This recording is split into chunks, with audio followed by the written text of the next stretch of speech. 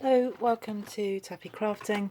I'm Donna and I'm going to show you another basic box today. So really wanting to go back to basics so that if you're new to crafting and you're new to paper crafting, you don't want to try anything too difficult. I've got some projects here that will be ideal for you because they are really straightforward. So the first one I want to show you is this really simple box that I made in one of my favourite designer series papers, and this is the Bundle of Love range. So I'll show you actually what else is in that range of paper. Let me just grab hold of it.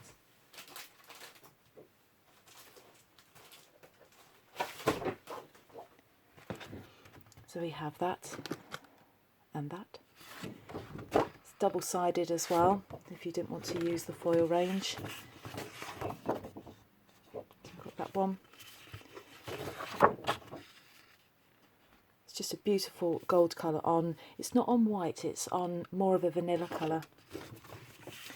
And the other one we've got to go with that is this one, which is just lovely. And if you're making a project, you can either have those lines going horizontally or vertically. So really, really beautiful designs, and you can either go for the more pastel colours or go full on foil. So that's what I made that particular project from.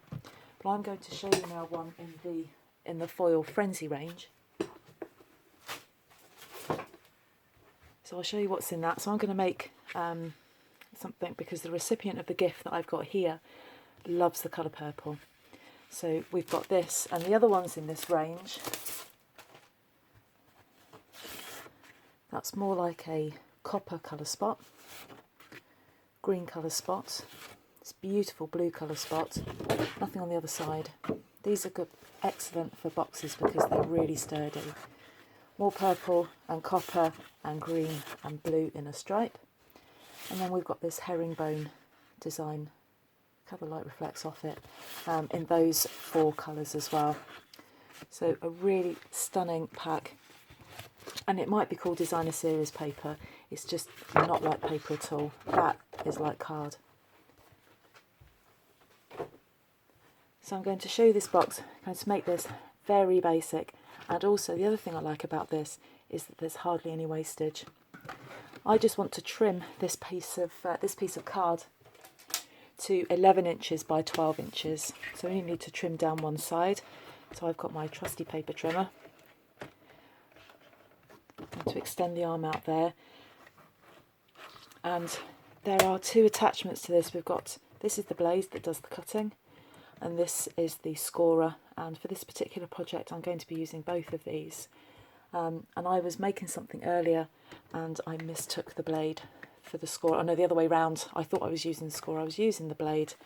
Instead of scoring, I cut and then completely ruined the project I was doing. So you do have to be careful when you're using this, that you are using the right attachment.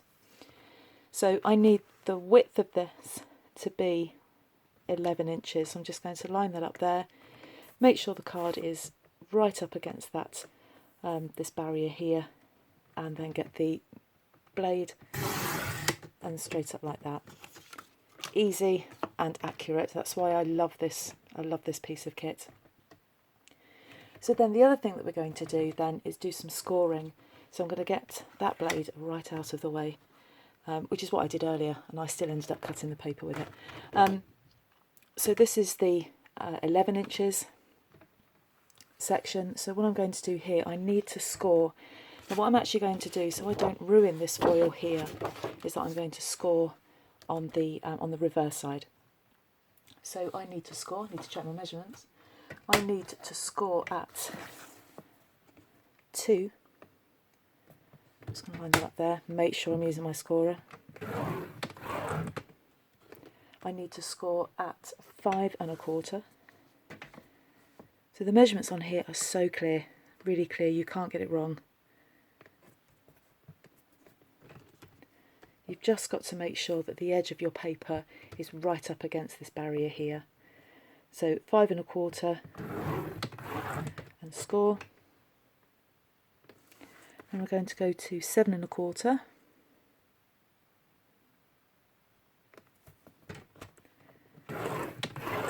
score, and then at 10.5 all the way over there, almost off camera, and then I'm going to score there as well. So the next thing I'm going to do is then rotate that 90 degrees, and then 2 more score lines. I want a score line at 2.5,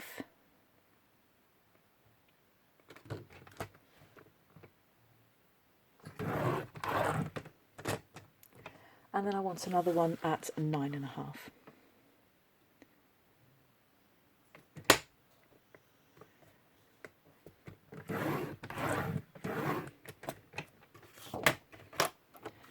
Done with that now. So that's all of my score lines in there. And what I want to do is look at it like this. So I should have, what you should see here is then a long, thin 3 rectangles there, 2 small rectangles here, and then a long rectangle here, and they're really skinny. They should be skinny rectangles there. And then what we're going to do is then make some marks into here, and also take these 2 small rectangles away. So the first thing I'm going to do is then cut up those score lines. So looking at it there,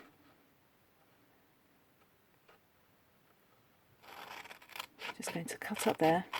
So I go up to that first score line, and then I'm just going to cut into that corner there like that. And it's a bit awkward. I'm doing this standing up so I can get this in camera, and it's difficult to see. There we go. Turn it round, and then we've got the next small rectangle there. I'm going to cut along that score line up to the first score line, just turn it slightly, and then snip into there. So then you've got that. And then on each side, so we've got this rectangle here and that rectangle there, we're going to cut up to the first score line all of these score lines here. So I'm going to cut up there.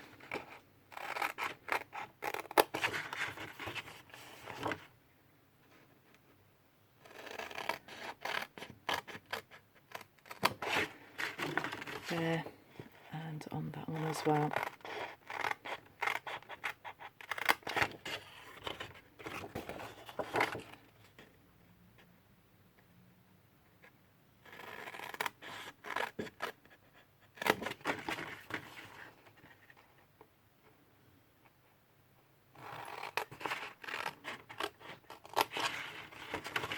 And then finally this one.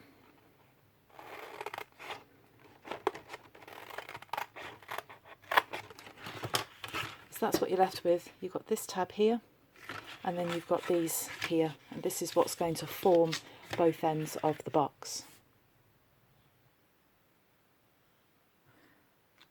So now I've done that, I'm just going to fold and burnish all of my score lines. So I'll just do these ones first.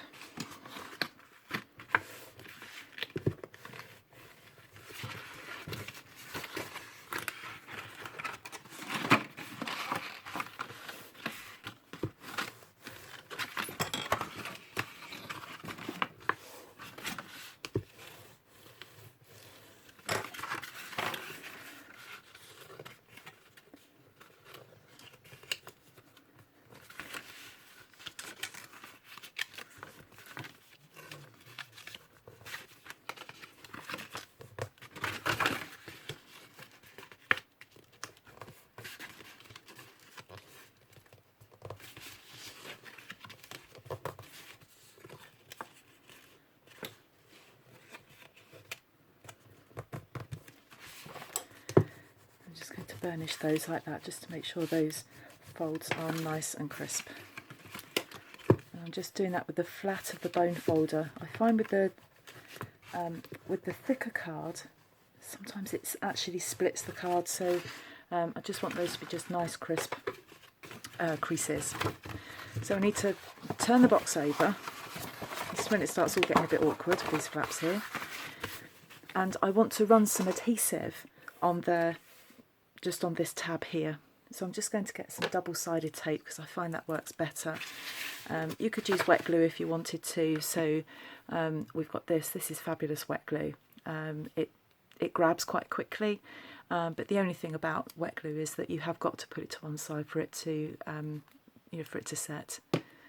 But at the moment, I'm just going to use double-sided tape. You could also use the snail adhesive or the fast fuse. Double-sided tape is always my adhesive of choice. It's just my personal preference. Other people prefer fast fuse. Some people prefer the snail or the wet glue. It is entirely up to you.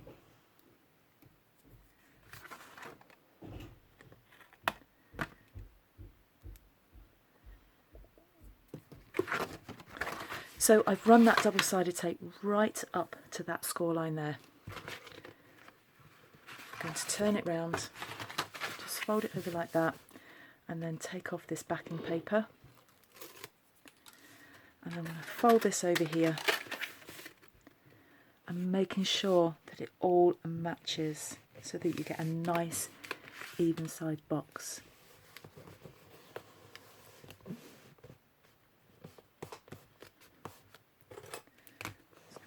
Folder there and just push that down there to make sure that's completely stuck.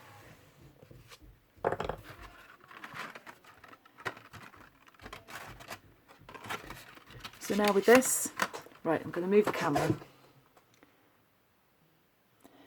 So now what we have is the box shape, and what I want to do is fold in those two there. But what happens is these two flaps here are too big and we need to just trim those slightly. So take a piece off there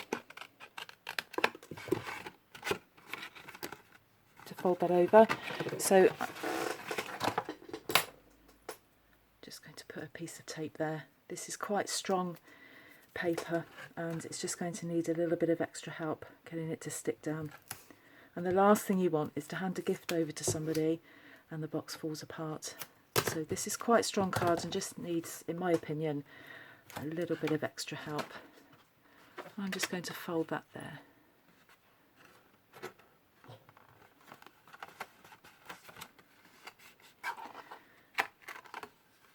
Trying to get that to stick. So what I do is I just turn the box around and I'm actually going to put the gift in there because it's nice and heavy and just to try and get that to stick.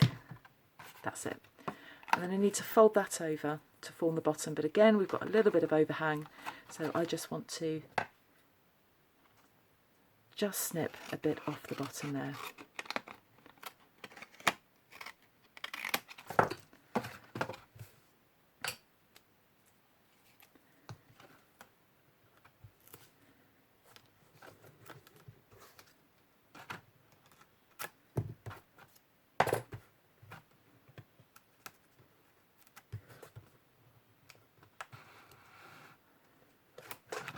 Take that off and that folds over like that. And again, I'm just going to put some weights down into that so that I can get that to stick. So there we have our box. That's going to fold over. Now again, I've got to do the same here. So I want to trim these nice and neatly. You could measure that if you wanted to, just to make sure that that fits.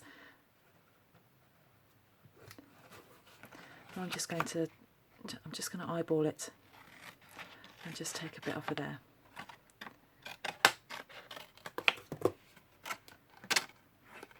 And the same for that one. And I just want to try and get that as accurate as possible so it goes right up to the edge. So there we are, there's our box. So what I want to do is put the gift inside. These are so difficult to wrap in wrapping paper, and I know this takes longer, but it just looks so much more stylish, I think. So I'll put and you can make them to size. So put the gift in, those two flaps down, Nope, not that way round, the other way round. These two in first. Still got that the wrong way round. There we are, like that. So there's our box. So all I want to do now is just put some, I've decided to put string around it because I found it really difficult to match ribbon to this. So gives it a little bit of a vintage look.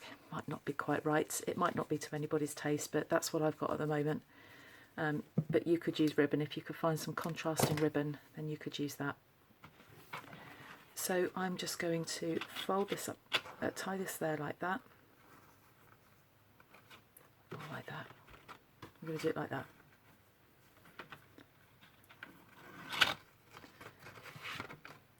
Now what I want to do, I'll come back to that in a second, I want to make a gift tag. And I've got two variations on what we could do for gift tags. And I've got some contrasting paper here. So this has come from the same range. So this is the herringbone design. And I'm just going to make a gift tag just so it completely contrasts with that, but it's the same colour scheme. And I need a strip of paper 2 inches. So this is the first version of the gift tag. So I'm just going to trim this paper to 2 inches. And then however long you want the gift tag. So I'm going to make this 3 inches long. That's about right, I think. Just trim that there. So gift tag version 1, 2 inches by 3 inches, and I've got my gift tag punch.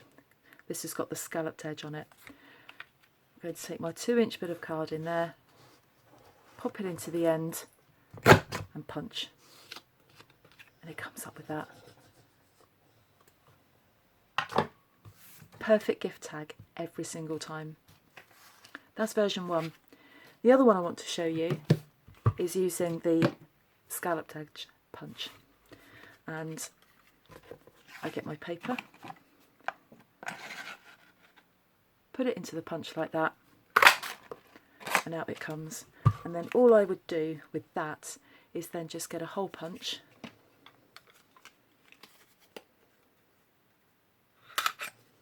and then put a hole in it like that. That's terrible. I would have taken more time to do that, but you get my drift. So that can, it's only because it's got vertical lines on it and that's not quite worked out. You can write on the back of this because this is single-sided. You can write on the back of it, and you can either thread through this. I'm not using that because the hole is in totally the wrong place. So I'm going to use this one. So I'll write on it. I'll do that a bit later. And I'm just going to thread that through there.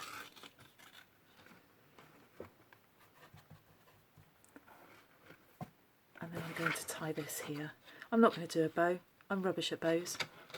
Absolutely rubbish. Can't do it. So I'm just going to put a knot. This is the thing where you need an extra pair of hands. And there isn't an extra pair of hands at the moment. Oh, I am going to do a bow. Oh, there we are. Hadn't planned on doing that. I was just going to do a knot. But a bow's easier to get undone. So I've got my terrible bow there. I'm just going to snip off these ends.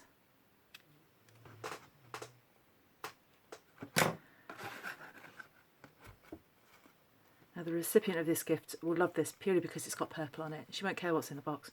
But there we are. That's done with string. You could do that if you've got some coordinating ribbon. I've got a contrasting gift tag using the gift tag punch. Beautiful paper using the foil frenzy range. It's going to go with that. She's going to actually receive both of these along with something else that I'm going to send her. So if you like this video, please don't forget to subscribe to my channel by hitting the subscribe button. All of the links to my blog and to my Facebook page are in the description bar below, so please come along and visit me. Thank you ever so much for joining me today, and I hope to see you again soon. Thank you. Bye bye.